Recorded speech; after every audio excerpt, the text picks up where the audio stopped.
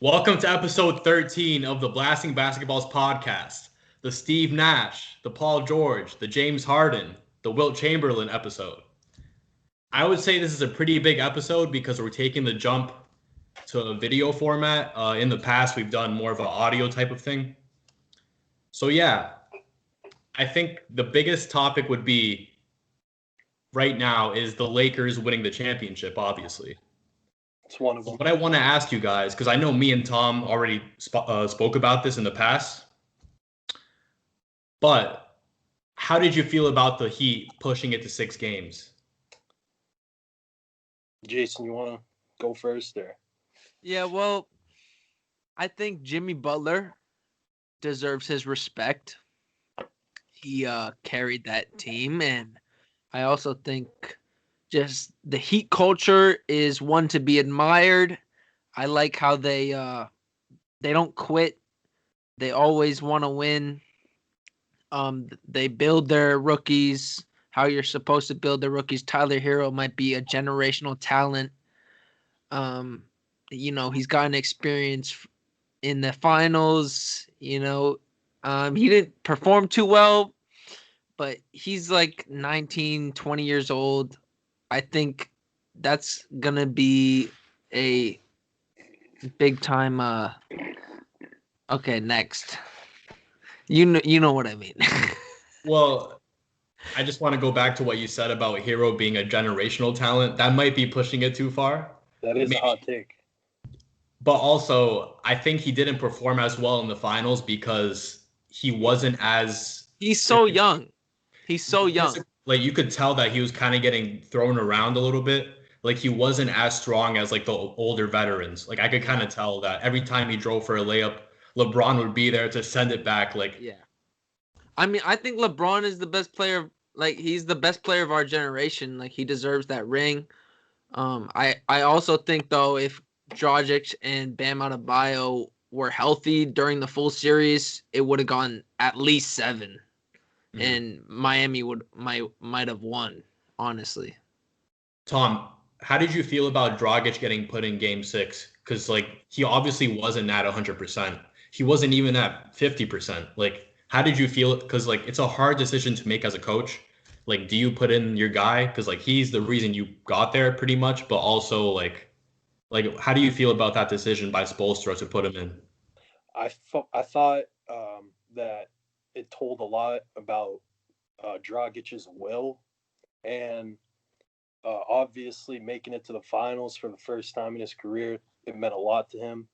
So he didn't want to just see that opportunity go away.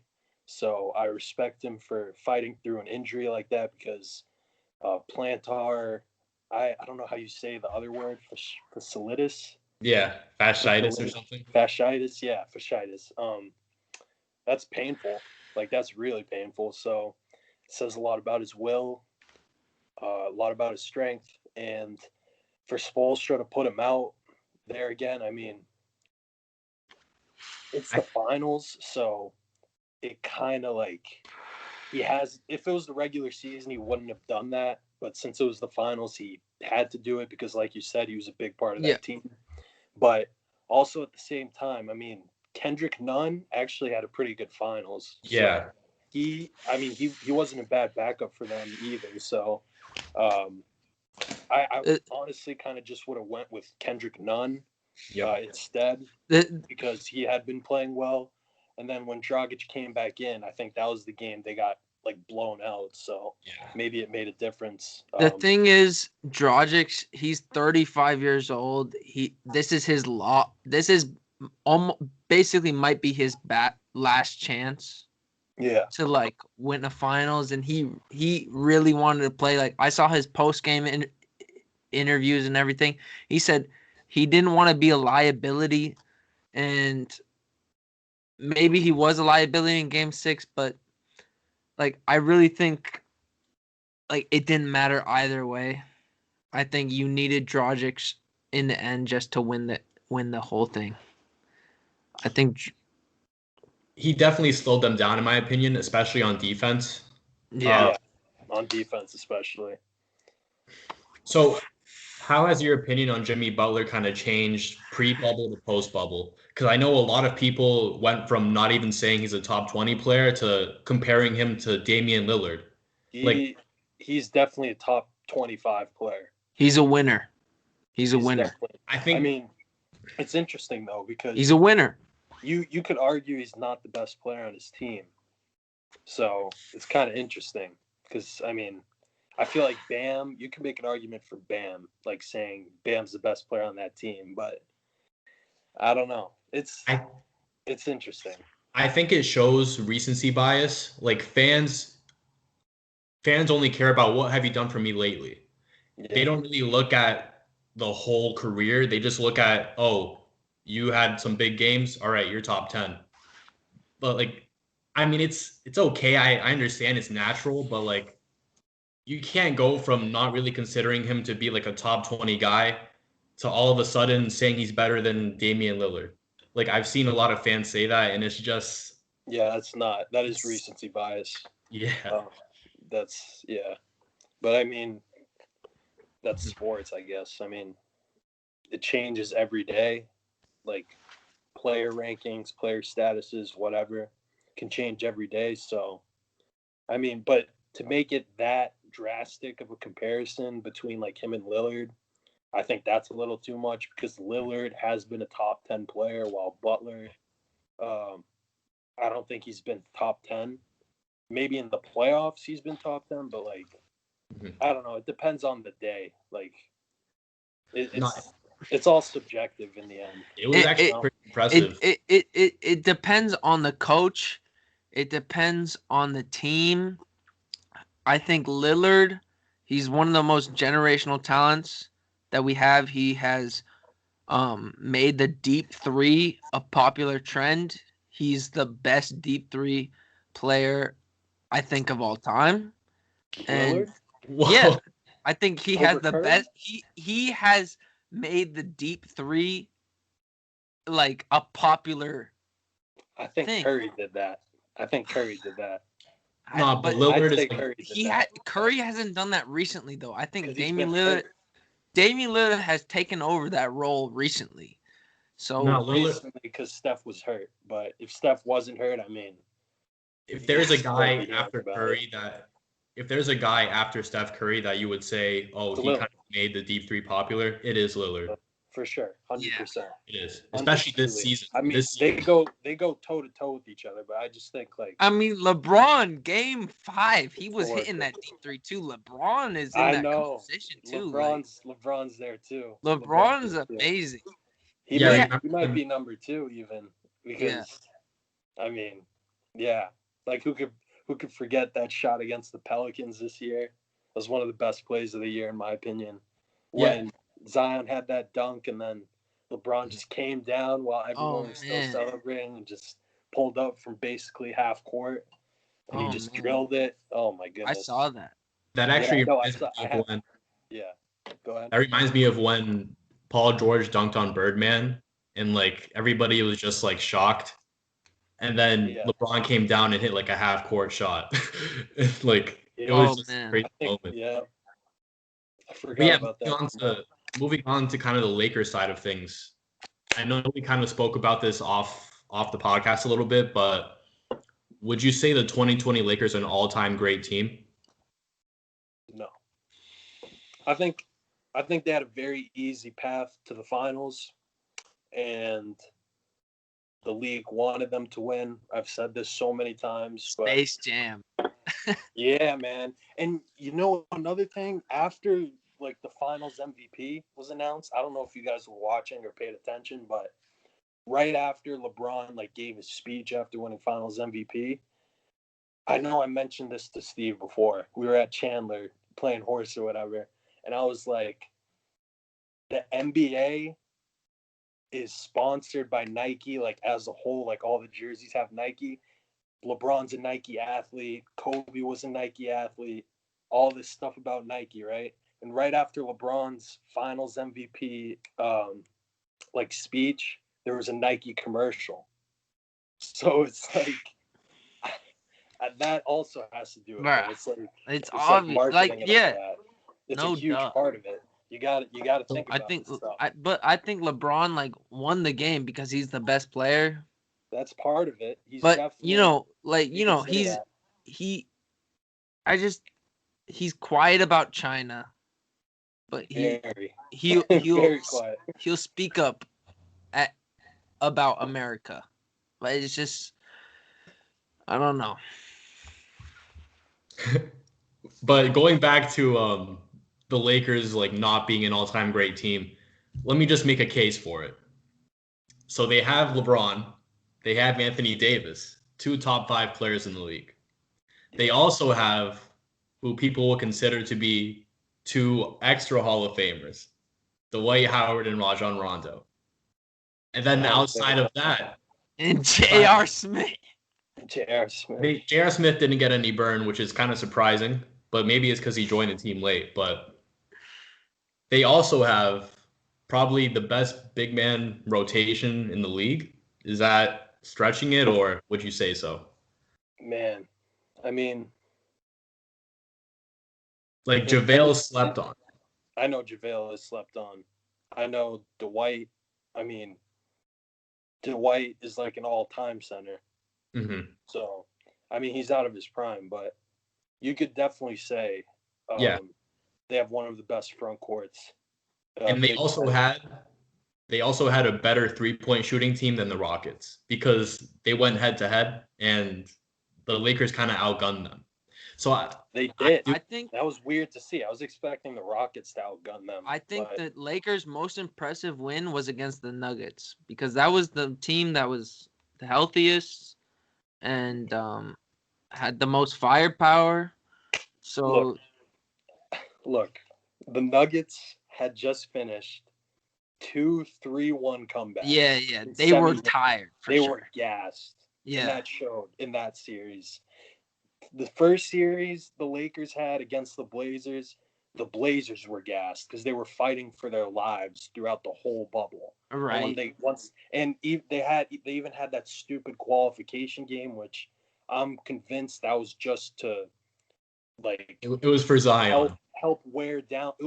That's what they say, but I think it was to wear down the 8 seed that would face the Lakers. That's the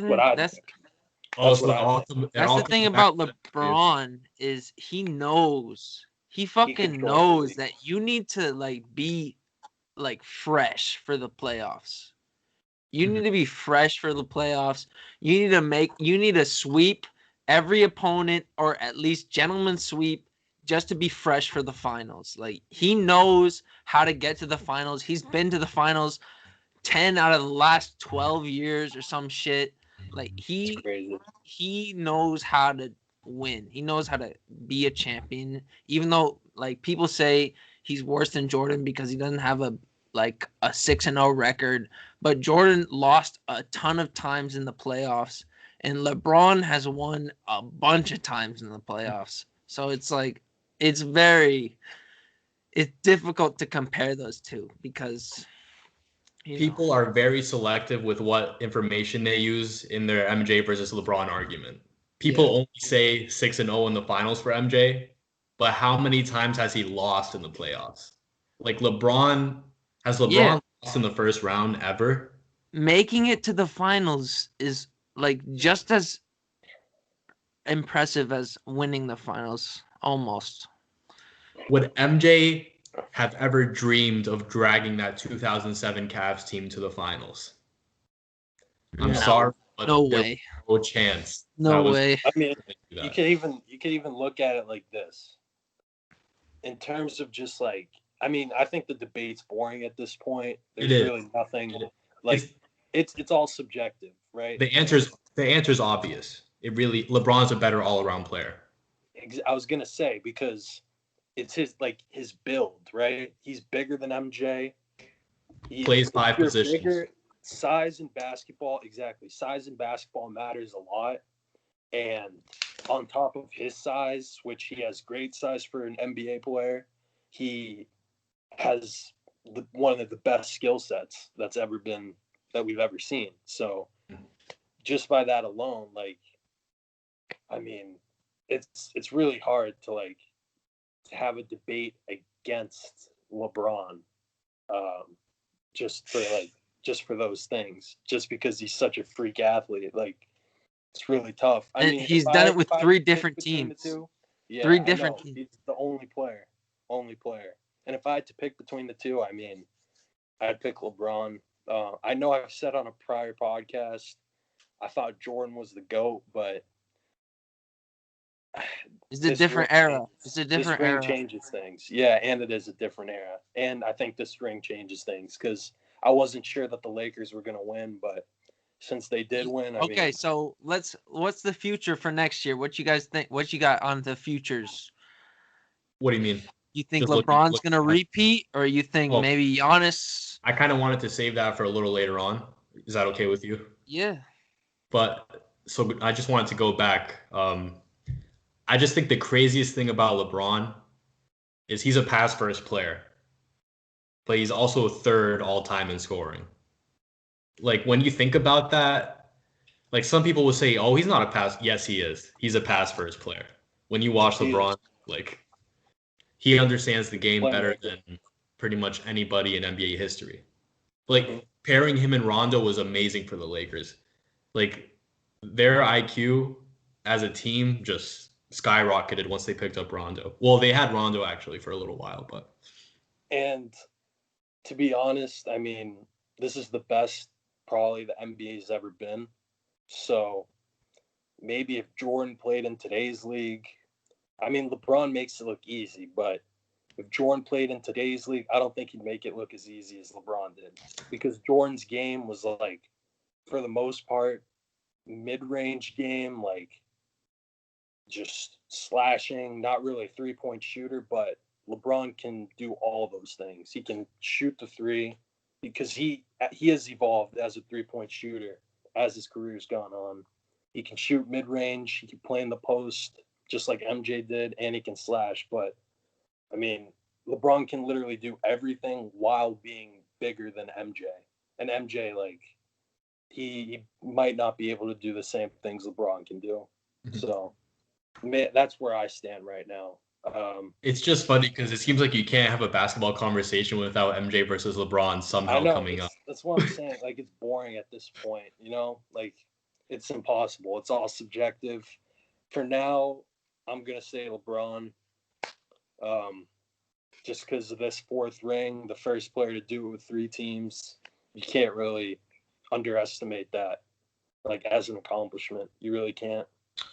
So I also wanted to ask you guys, do you think the playoffs would have gone the same way had the games been played in a regular environment compared to the bubble?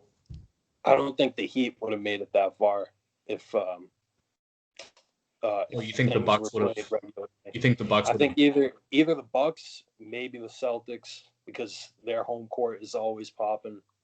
Um, I mean, the Bucks, yeah, they really would have been helped out. I think with their fans because they would have given them that confidence for sure. I don't think they would have gotten bounced in 5 if that was the case. Jason, what effect do you think the bubble had? Like, what main effects did you see? Definitely home court. What do you Um, What do you think home court would have changed? um, I mean, I don't know. I don't know.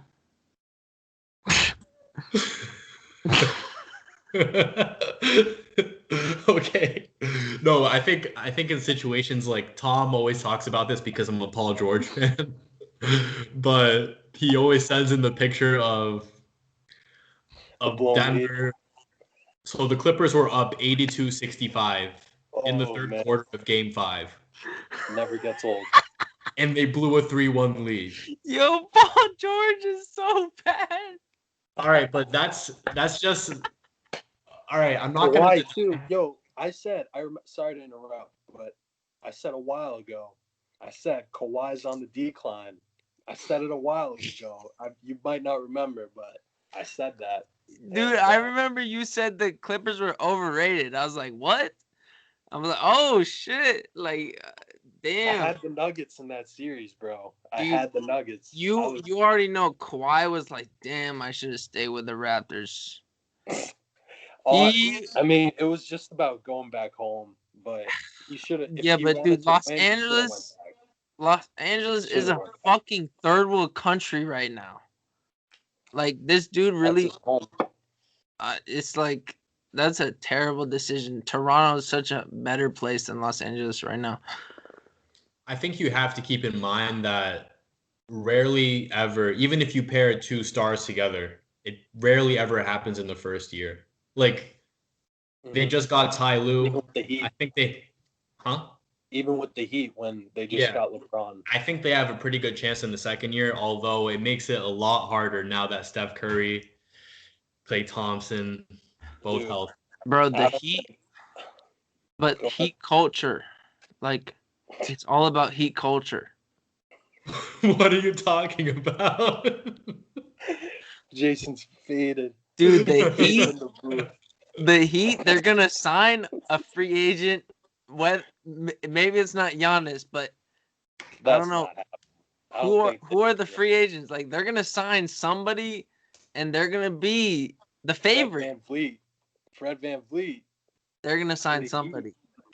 I think even without signing somebody, they're gonna be in the conversation for years to come. Yeah. But speaking of signing somebody, so me and Tom know a couple Lakers fans, and they want the Lakers to try to trade for Bradley Beal. I personally think that would mess up their chemistry or give them a lot to worry about as a team. Like, I think if they just tried to run it back instead of making a bold trade, I think it would give them a better chance to win a championship if they just ran it back. Hell no.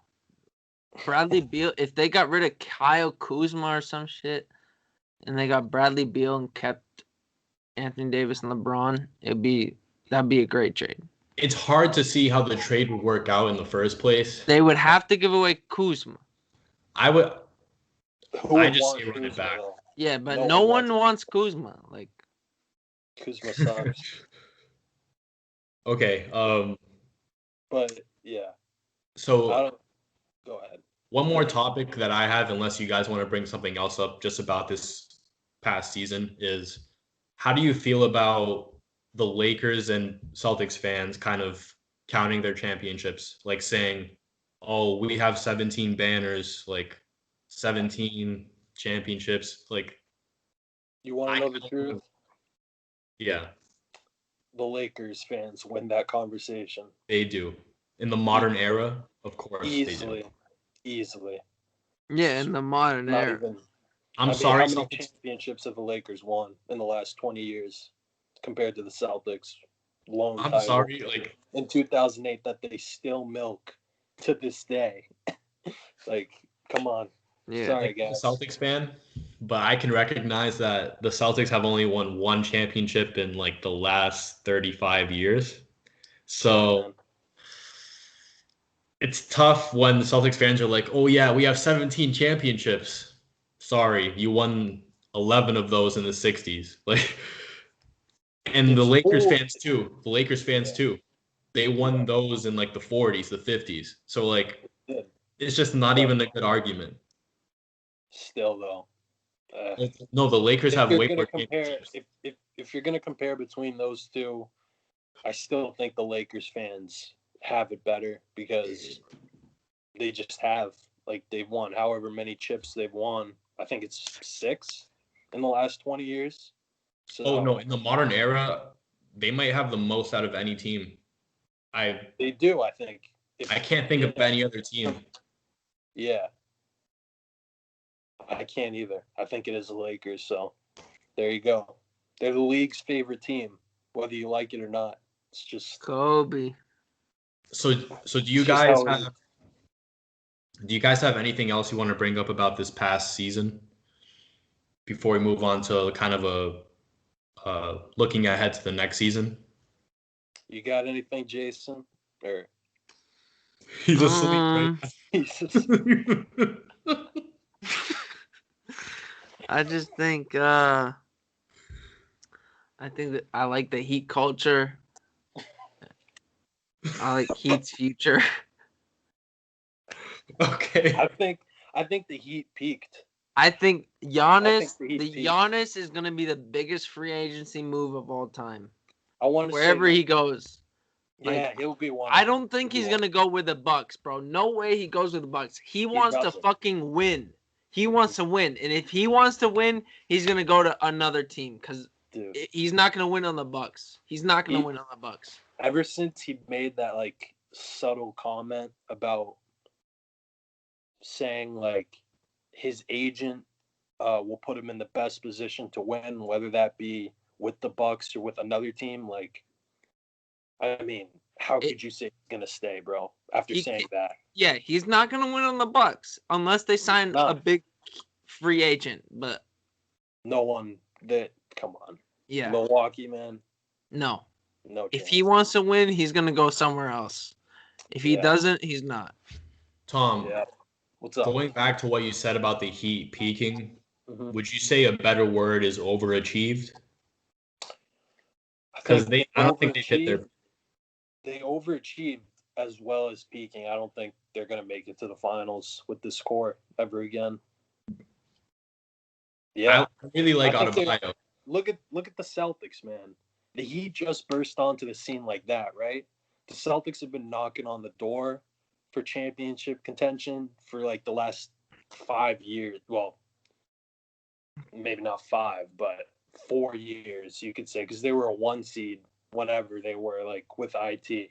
And then with this core with Jalen, Jason, Smart, who's like in his prime, basically. They're knocking on the door. I think the Sixers are going to get their chance.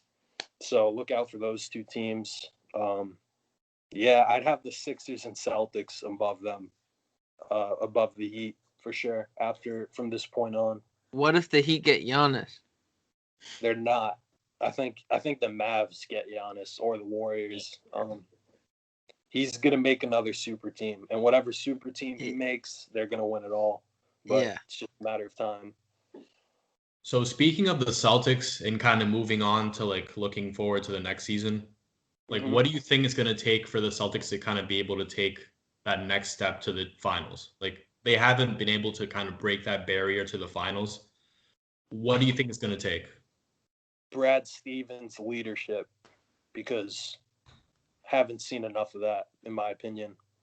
No, it's gonna take Jaylen Brown or Jason Tatum. Jason Tatum or Jaylen Brown needs to like be the alpha of that team. Somebody needs to step up and be the alpha. Jaylen Brown or Jason Tatum. Jason, I have a question for you. So if you were gonna rate both Jason Tatum and Jaylen Brown out of 5 stars right now, what would you give each of them? 4.5 for both of them, just because they're young.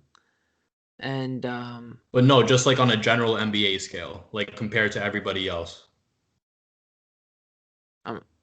3.5 because they're not able to like overcome like the Toronto Raptors with the 3-1 lead or some shit. Like I think I would give Tatum a 4, and then Jaylen probably a 3.5. Out of 5? You think so? I'd give Tatum a 4.75. Just compared to everybody else in the league? Yeah. I think he's right up there, honestly. It seems like everybody's so impressed with Tatum, but I haven't seen it yet. I mean, no, I think people can't. When he gets going, people can't guard him. No, no matter who it is. He's 6'8" with a handle. He dunked on LeBron that one time. Anyone.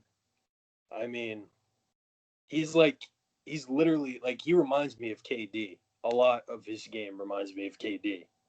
So he's a great defensive asset too. So a two-way player like that, very, very high value. There are some inconsistency issues, I would say. He's still young though. So next year would be his year. I just think 4.75 is a little high, but I mean, It's opinion. Anyways, so what's your gut feeling on when the next season is going to start? Like what month? Whenever Adam Silver says, I'd say January, maybe February. One of the two. Mm-hmm. Definitely not December. If There's any, rumors about MLK Day, which is that could be, January 18th. yeah, that could be something. But I know they want the live gate revenue. Like, would you want to see another bubble? The players would not do another bubble. Yeah, exactly. They'd boycott if there was another bubble. So Yeah, they want to see their family. Like, it would suck being separated from your family for so long. yeah, NFL. I mean, it's all fucking after the election, it's gonna be all fucking gone anyway. You know. Yeah, no, yeah, you guys would know more than me. So, like, what's the state of the NFL right now? Like, from the outsider's perspective, I've seen a lot of positive cases. Like, what's going on? They just keep going. They don't care, man. Like they don't. People like sports leagues, like they don't think it's a big deal. Yeah, unless a bunch of like A-list players get COVID, it's not gonna be that big of a deal. Like unless you see like Tom Brady, Aaron Rodgers, Russell Wilson all get COVID, like it's not gonna affect anything. Yeah, it seems like they're kind of treating it like an injury. Like they're not. It's because they don't want to cancel the league or anything like that. I mean, Cam Newton was positive for COVID and he was asymptomatic, and yeah, he's gonna play this week. Like, yeah, I saw something with the Alabama coach. He's gonna play. He's gonna play tomorrow. Yeah, he coached tonight and he tested positive like 3 days ago. And then he tested negative. So yeah, and he's like 50 something years old. Nah, he's even older than that. He's like 70. So it's really crazy. Yeah. How old is Nick Saban actually? He's like 67 or 68, I think. Damn. Something like that. At least 67. But yeah, just it hurts them if they don't have the leagues going. So they're gonna do whatever it is in their power to keep them going. So how do you feel about the NBA kind of having to battle the NFL for ratings? I know Tom talked about this on a prior episode. The NFL wins that battle. I mean, the numbers speak for themselves.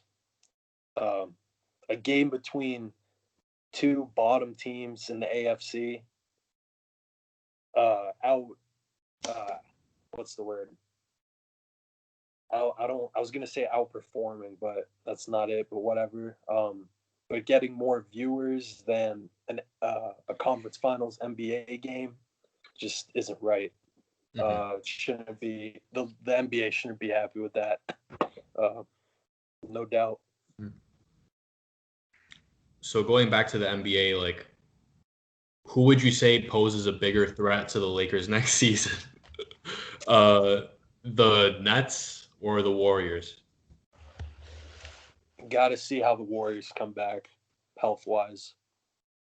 The Nets could be a good shout, but same case with them. We got to see how healthy they are. Like, which duo do you like more, Steph and Clay or KD and Kyrie? Or Steph and Clay, 100%, because I do not like Kyrie one bit. Maybe just as like players, like which duo do you think is still Steph and Clay, just because they've changed the game so much and they've won so much. KD had to latch on to them and their success to get his, so definitely them. Definitely the Warriors. I'm actually going to be rooting for the Warriors. I hope they do well this year because they're so fun to watch. Kind of take that for granted sometimes. So we know Steph and Clay interact pretty well together on the court. Do you think KD and Kyrie are going to like mesh well? Because I know we haven't really seen them on the court together. Jason, you want to take that? Where you at? His head's down. Yeah. They're probably gonna be pretty good, but Warriors got the second pick. They do. Yes, they do. I think I've made it clear before that, like, Kyrie, although he did do some messed up stuff in Boston, he is one of my favorite players just because he's so talented. Like, just basketball court. Like, the things Just he does. imagine LaMelo Ball and Stephen Curry. That would be weird. I mean, I would love that. I would absolutely just the love way that. their team constructed, I don't know if I can see that happening. I mean, the Warriors don't have a backup point guard. Like, Oh, true. I mean, LaMelo could slide in perfectly and be, like I said this on a different podcast too, with on this podcast. LaMelo could be like the heir to Steph, low key, because his game style like fits that perfectly. So that's a I'd pretty like to see it personally. that's a high standard to live up to, but It is, but I'm not saying like in terms of ability. I just mean like play style. And if you're gonna get taught or get mentored by a player, why not have it be Steph? I mean, that's probably one of the best guys you could ask to mentor a player. So, yeah, I think that would be perfect. So another question that I have is, do you think reducing the amount of games in an NBA season would be beneficial to everybody, the fans and the players? So. I think so. Honestly, I do think so. Me too. I think there is an argument against it, just like the history side of things, like stats. Like you wouldn't want stats to just be like kind of different now, because like you don't want to like mess up history and like record keeping, but also less games would make each regular season game more meaningful. Exactly, yeah. Plus, players just load manage because 80 games is just so much. Playing 80 basketball games in the span of like 6 months, that's a lot. Like, 8 games, like, yeah. I mean, since it's 82, that is a lot of basketball. So I'm not complaining, but you do wonder. I mean, it's really up to the players in the end, and you wonder if 82 is too much for them. But I guess there haven't really been that many objections relative to like the length of the season by the players. So until they say something or the NBPA says something, then I guess it's fine the way it is, I'd say. But I wouldn't mind if they shortened it to like 64 or whatever it is. Yeah, I'm kind of indifferent towards it, I guess. yeah, I think it would engage fans more for sure. Also reduce the likelihood of injuries. So, but there is also the whole revenue aspect, like the more games, the more TV revenue, blah blah blah. But yeah. I guess, is there anything else you want to talk about, Tom?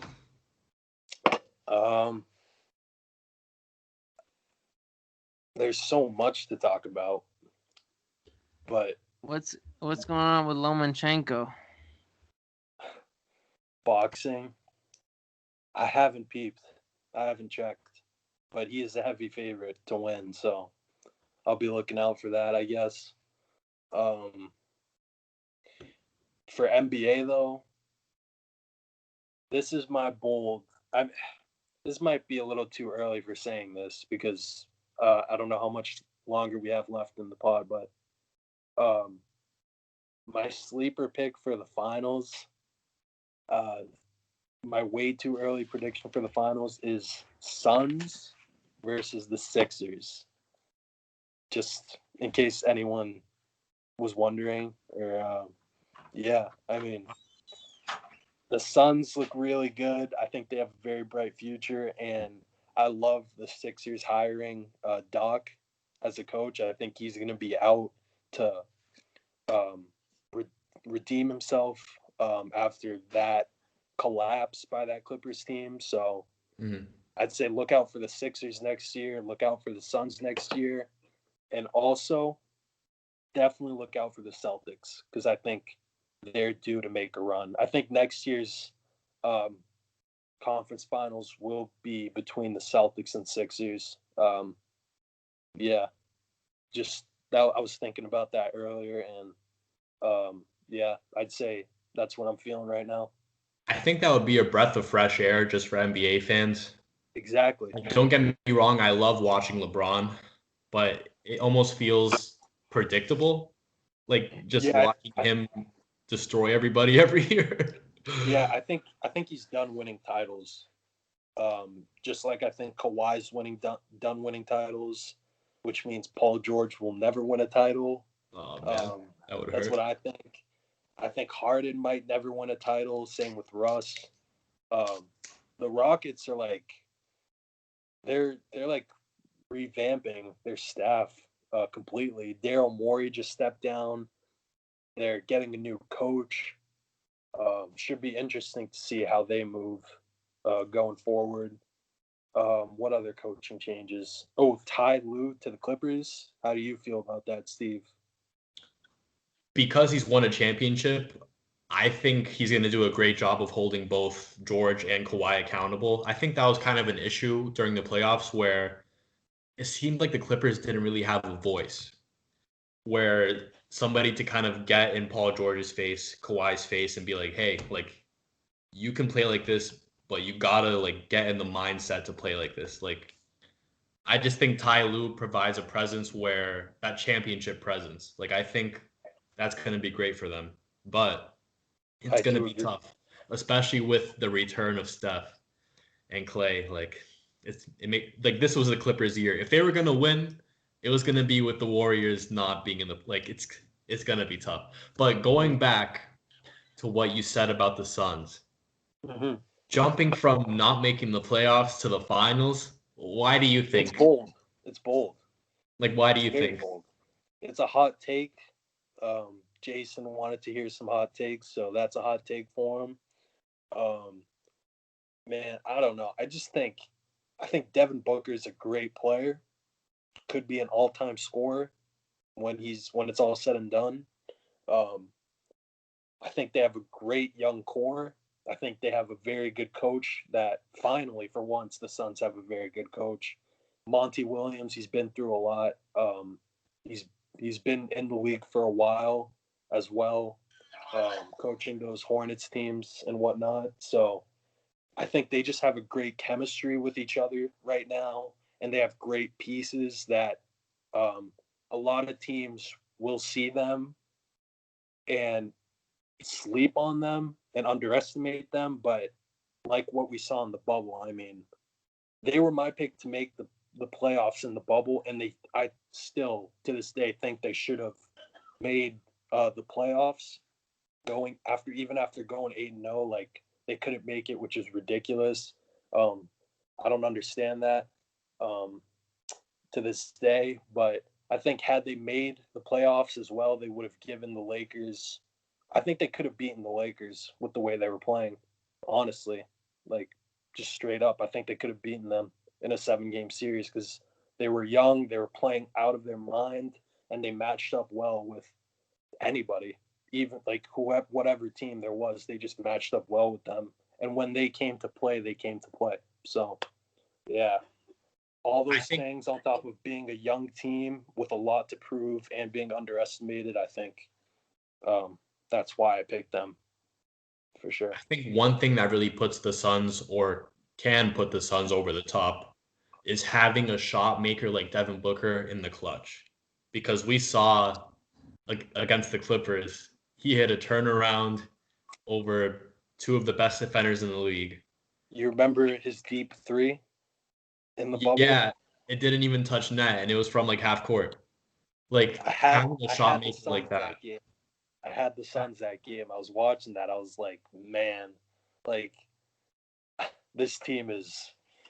I was loving it. I was a Suns fan for the for the time being. It was fun. They really do have a lot of pieces. Like Ricky Rubio's underrated. Devin Booker, one of the best scorers in the league. I mean, he scored 70 points as a 20-year-old. Like that's you can't even fathom that. Tell you, DeAndre Ayton will be one of the best centers in the league. I think. I think he will be. You could say that's a hot take. no, he is. And I think the most underrated player in that team is Mikal Bridges because he's locked down. Excuse me. Oh my god. Because he is locked down and he can shoot. Just a perfect 3-and-D player. Mhm. Fits any team perfectly, and he can slash. So And Kelly Oubre wasn't even in the bubble. He wasn't even in the bubble. Exactly, man. People are sleeping. People are still sleeping, but I'm not. I believe in the Suns. I think they definitely make playoffs next year, and I'll be shocked if they don't. Mm-hmm. Well, you know what my finals prediction is going to be. Celtics Clippers. Celtics, yeah. I figured. That would be my dream finals It could match. happen. It could happen, and I think if that does happen, the Celtics win. The Celtics got that. So yeah, I guess I would be a little heartbroken, but also happy. It would be bittersweet. Yeah. But if we have nothing else to talk about, Tom, do you have anything else you want to bring up? Yeah. Paul George should not have gold defensive leader in 2K. Had to say that. Because I see that he has gold defensive leader, and I'm just thinking, like, really? He really deserves gold defensive leader? Because that's a good badge. And at gold, I mean, come on, man. He has like that on bronze. He has 51 badges, and that's like top 5 in the game. So 2K stupid, man. I will say that he didn't deserve that. Going off these past playoffs, no way he deserved. Like I would roll my eyes at some of the plays that George made, and I'm like one of his biggest. Like I don't know I how can you even do admit he had some really bad moments. I don't know how you do it still. I really don't. I mean, it's crazy. It's hard for me to switch up. Like I don't really switch up that much. Yeah. Like, okay. I'm not a fair weather fan. Mm-hmm. But yeah, was that the last thing you wanted to say? Yeah. Okay. Paul George isn't deserving of that. Yeah. He's not deserving. So I know because the NBA season's kind of over for a few months, like people might assume that we won't have any content for the next few months, but I don't really view it that way. Like remember, I kind of had like a whole Word document of potential topics, and it wasn't even just relating to the NBA season. Like it was kind of like general basketball things, like talking about like the growing popularity of basketball or like the most influential players in NBA history, like things like that. Like I think it doesn't have to be just about the NBA season. Like we can do more than that, or even talk about different topics. Yeah, there's so much. Because we're kind of starting up a YouTube channel now, so it doesn't have to just be blasting basketballs, even though this was our start. And I appreciate blasting basketballs kind of giving us or giving me and you the confidence to kind of put ourselves out there. Yeah. I mean, this is just fun to do. It really is. It's not really about anything else. Like this is fun. It's nice to have like a platform like this, regardless of who tunes in. I mean, I hope people listen just for like discussion purposes. Like it's fun to talk about this stuff. I could talk about it all day with anyone. Doesn't matter. So for that reason alone, like it's just a good time. Like I have no problems with any of this, obviously. Yeah, man. It's good. I mean, we could go on and on. It's just I don't want to put out like a 2-hour episode and have nobody listen to it. So I kind of want to keep the episodes like in a good little timely format. So if that's all we have to say, then that was episode 13 of the Blasting Basketballs podcast.